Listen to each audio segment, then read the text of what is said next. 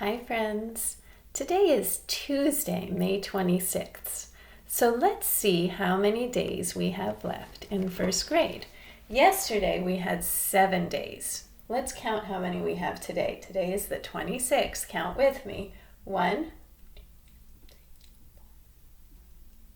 How many? That's right, 6 more days. So I'm going to erase my 7 and write 6. And I'm going to erase one of my tally marks, and let's see if we still have the right number here. I have 5 plus 1, which equals 6. There we go. So that means it's time for our challenge of the day. Let's see what we get today. Okay, today our challenge is the building challenge. Okay, this is a great one because we just read Iggy Peck yesterday. Remember how Iggy Peck was always building things out of fruit and blocks and even dirty diapers? So your challenge for today is go on Seesaw and you'll find it on there. It's called the building challenge. And I want you to build something out of anything you have at home. Maybe you have blocks, maybe you have Legos, maybe you have Jenga, and you could use that. You could try building a tower. You could try building a bridge, just like they did in Iggy Peck. And then, what do you think you're going to do? Take a picture of it, put it on Seesaw, and use the microphone to tell us about what you built. I can't wait to see. So yesterday we read Iggy Peck, and today we're going to read the next one, which is Rosie Revere, Engineer. You can't see the title on this part, but you can see it on the back. Rosie Revere, Engineer.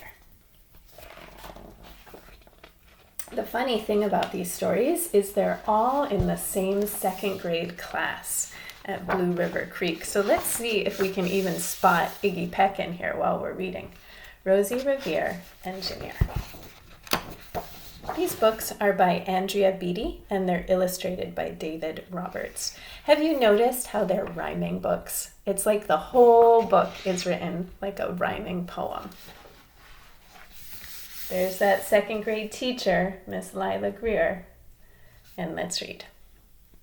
This is the story of Rosie Revere, who dreamed of becoming a great engineer. In Lila Greer's classroom at Blue River Creek, young Rosie sat shyly, not daring to speak. Show me I agree if you ever felt shy in class. A lot of us feel shy sometimes. There she is. But when no one saw her, she peeked in the trash for treasures to add to her engineer's stash. And late at night, Rosie rolled up her sleeves and built in her hideaway under the eaves.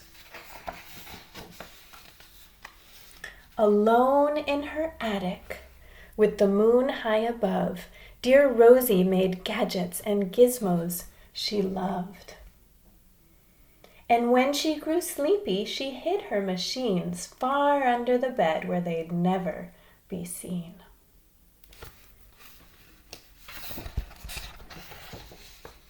When Rosie was young, she had not been so shy. She worked with her hair swooping over one eye and made fine inventions for uncles and aunts, a hot dog dispenser and helium pants.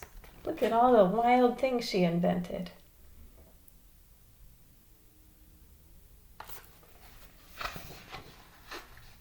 The uncle she loved most was Zookeeper Fred. She made him a hat to keep the snakes off his head. From parts of a fan and some cheddar cheese spray, which everyone knows keep the pythons away.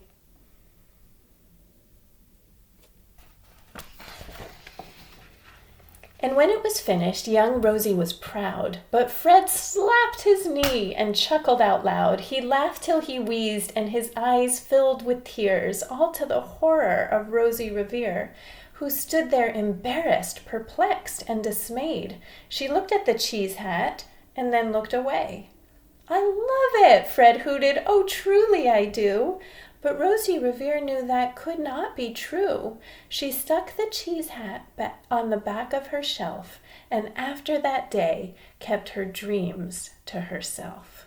Now, I remember we talked about this page when we were in the classroom. Why do you think Rosie felt so embarrassed and put her invention away on the shelf? I remember a lot of you said it was because somebody laughed at her. So how do you feel when somebody laughs at something you did? You feel like it's not so good, right? So she thought, my invention is no good, and she put it away, even though her uncle said, I love it. I truly do. But even so, he was laughing at her. And that's how it went. Until one autumn day, her oldest relation showed up for a stay. Her great-great-aunt Rose was a true dynamo who'd worked building airplanes a long time ago. She told Rosie tales of things she had done and goals she had checked off her list one by one. She gave a sad smile as she looked to the sky. The only thrill left on my list is to fly. But time never lingers as long as it seems. I'll chalk that one up to an old lady's dreams. So Rosie's auntie really wants to fly. But then she says, I'm too old. It's never gonna happen. It's just a dream.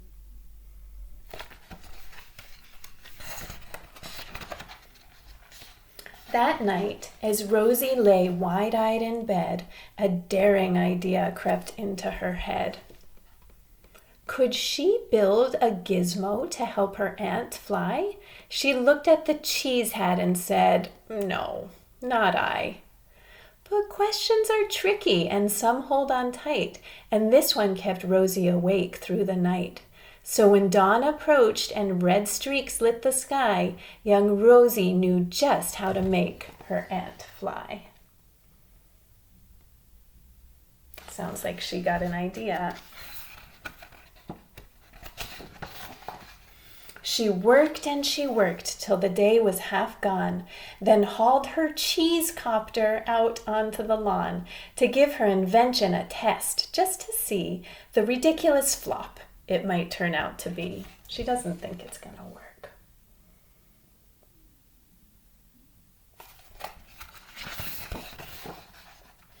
Strapped into the cockpit, she flipped on the switch.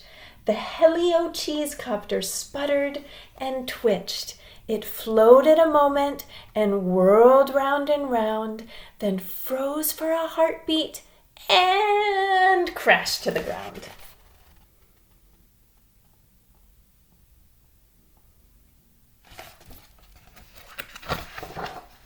Then Rosie heard laughter and turned round to see the old woman laughing and slapping her knee.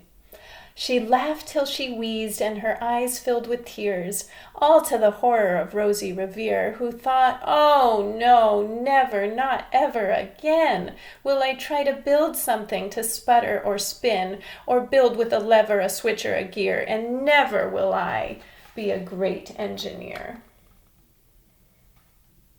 That's just what she was afraid would happen, right? That somebody would laugh at her invention.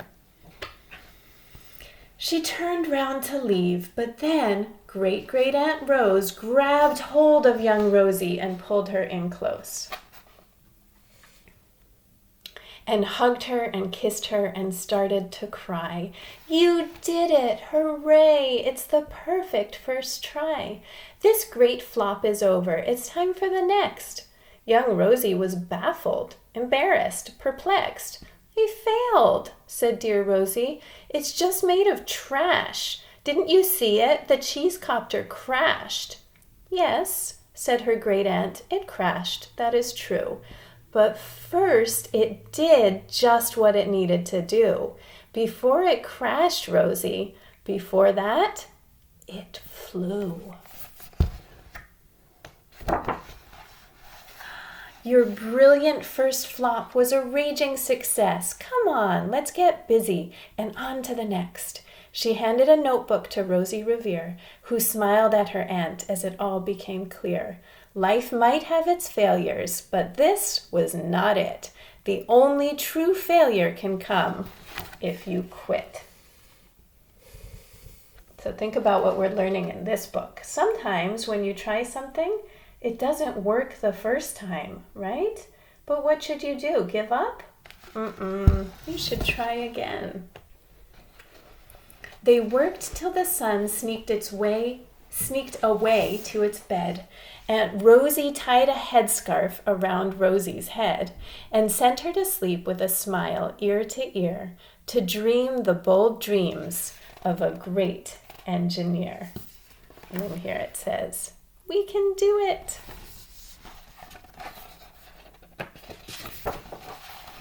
At Blue River Creek, all the kids in grade 2 build gizmos and gadgets and doohickeys too. With each perfect failure, they all stand and cheer, but none quite as proudly as Rosie Revere.